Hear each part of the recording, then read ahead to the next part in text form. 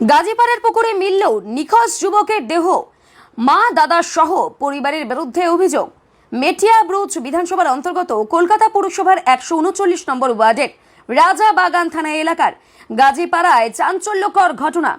5 দিন ধরে নিখোঁজ থাকা এক যুবকের পচা গলা দেহ উদ্ধার হলো একটি পরিত্যক্ত পুকুর থেকে। মৃতের নাম নুরুল হাসান মালি। পুলিশ সূত্রে জানা গেছে, গত রবিবার রাত থেকেই নিখোঁজ ছিলেন তিনি। পরিবারের পক্ষ থেকে মিসিং ডায়েরি করা হয় এবং বিভিন্ন এলাকায় পোস্টারিং করা হয়। অবশেষে স্থানীয়দের নজরে আসে পুকুরে ভাসমান দেহ। খবর পেয়ে ঘটনাস্থলে পৌঁছে দেহ উদ্ধার করে পুলিশ। মৃতের স্ত্রী জানিয়েছেন, প্রায় 11 মাস আগে তাদের বিয়ে হয়। সম্প্রতি তাদের একটি পুত্র সন্তান জন্ম নিয়েছে।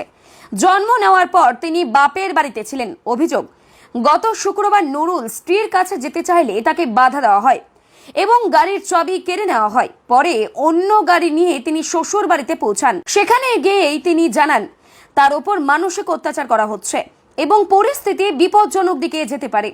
এরপর শনিবার বাড়ি ফিরে যান তিনি, কিন্তু রবিবার রাত থেকে তার সঙ্গে আর কোনো যোগাযোগ করা যায়নি। মৃতের স্ত্রী অভিযোগ করেছেন, ওই মৃত্যুর পেছনে নুরুলের মা, দাদা এবং পরিবারের অন্যান্য সদস্যরা জড়িত। একই অভিযোগ তুলেছেন নুরুলের শাশুড়ি ও পরিবারের সদস্যরাও। তাদের দাবি, দীর্ঘদিন ধরে মানসিক অত্যাচারের জেরেই এই মর্মান্তিক পরিণতি। দোষীদের বিরুদ্ধে দৃষ্টান্তমূলক শাস্তির দাবি জানানো হয়েছে। ঘটনাকে ঘিরে এলাকায় তীব্র চাঞ্চল্য ছড়িয়েছে। পুলিশ ইতিমধ্যেই তদন্ত শুরু করেছে এবং মৃত্যুর প্রকৃত কারণ জানতে দেহ ময়নাতদন্তে পাঠানো হয়েছে। এই ঘটনায় একাধিক দিক খতিয়ে দেখছে তদন্তকারী দল। শেখ সাবির আলীর রিপোর্ট, এসএস স্টার নিউজ, মেটিয়াব্রুজ। তো বুধবারে ঝড় বৃষ্টিতে এখানে আসার পর আমি তো রাত 11টায় বলি, তুমি এখানে এসছো কেন এত রাত্রিরে ঝড় বৃষ্টিতে? বলছেন আমার বড় বোন গাড়ির চাবি কেড়ে নিয়েছে, আমাকে পাগল করে দিয়ে বের করে দিতে চাইছে। আমি অন্য গাড়ির চাবি নিয়ে আমি চলে এসেছি এখানে। আমার ভাইরা ভাই এসে বলেছে আমাকে আসতে দিচ্ছে না এখানে মোটে। ছেলের টানে যেরকম থাকতে পারে না, ও চলে এসেছে। ঘটনা, আমার জামাই এখানে শুক্রবারে আসার পরে ওরা তো স্বামী স্ত্রী কথা বলছে। কেউ এরকম বলেছে যে আমার মারা আমাকে এসে রিমোট কেড়ে নিয়েছে, গয়নাগাটি সব নিয়েছে, তারপরে বাইকের চাবি কেড়ে নিয়েছে। ওরা আমাকে ঘরে হেঁটকে রেখেছিল। আমি যে কোনো হারে কাটা গাড়ি করে পেলে এসেছে 10:30টার সময়। এসে ও বলছে যে আমার মারা আমাকে বাঁচতে দেবে না, ওরা আমাকে মেরে ফেলবে, ওরা আমাকে উল্টো পাল্টা ওষুধ খাওয়াচ্ছে। ওটা আমার জামাই বলেছে। আমার মা আমাকে উল্টো পাল্টা ওষুধ খাওয়াচ্ছে, ওরা আমাকে মেরে ফেলবে, আমি আর ঘরে ফিরে যাবনি। তবু সারা রাত আমার মেয়ে আটকে রেখেছিল। সকালবেলা বললো, আমরা বলেছিলাম এই কথাও যে আমাদের উকিল আছে, সেও বলেছিল এক কাজ করো, তোমাদের যখন খরচার ভয়, আমরা আমাদের পাড়া থেকে ছেলে পুলে এনে আমরা এই পুকুর সাফ করাবো। এ শাশুড়ি তাও করতে দেয় নেই। এ শাশুড়ি বলছে টোটাল ওই পুকুরে আমরা হাত দিতে দেবো নি। আমরা পাড়ার লোকের সঙ্গে কথা বলেছি, পাড়ার লোক বললো ওদের পুকুর, ওরা যদি রায় দেয় আমরা কিছু করতে পারবো নি। যদি ওরা রায় দেয় তবে এই পুকুর আমরা পরিষ্কার করতে পারবো। আমরা পাড়ার লোকের সাথেও কথা বলি, কিন্তু এ শাশুড়ি কিছুতেই রাজি হয় না, ওই পুকুরের ধারে আমাদের যেতে দিচ্ছে না।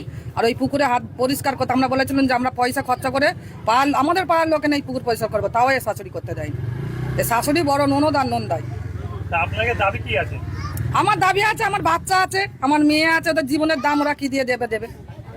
আমার বিচার চাই। আমার জামাই খুব ভালো, অতিরিক্ত ভালো। আমার জামাই 1টা বছর সে আমার ছেলের থেকে বাড়া। আমার জামাই খুব ভালো। আমার জামাইটা যে এরকম করেছে, আমি আর তার বিচার চাই। যে এরকম করে তাদেরও যাবজ্জীবন জেল হোক। সে মরে গেছে, এদের জেল হোক, এরা যাবজ্জীবন জেলে বসে থাকুক। ঘটনা কি হয়েছিল, আমি যখন হসপিটালে ভর্তি ছিলাম তখন সব ভালো ছিল। ওর হঠাৎ সমস্যাটা শুক্রবার থেকে জানতে পেরে ওর কেউ ট্রিটমেন্ট করে না। গয়না, এসির চাপ, রিমোট, গাড়ির চাবি সরিয়ে রাখছে। ওদের কাছে ছেলে আগে না, ওদের টাকা পয়সা আগে, ওদের জিনিসগুলো আগে।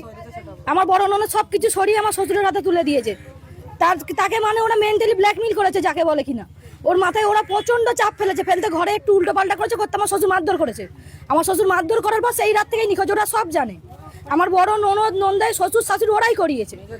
মেজো যা বড় যা কিছু জানে, ওরা বলতে পারছে না।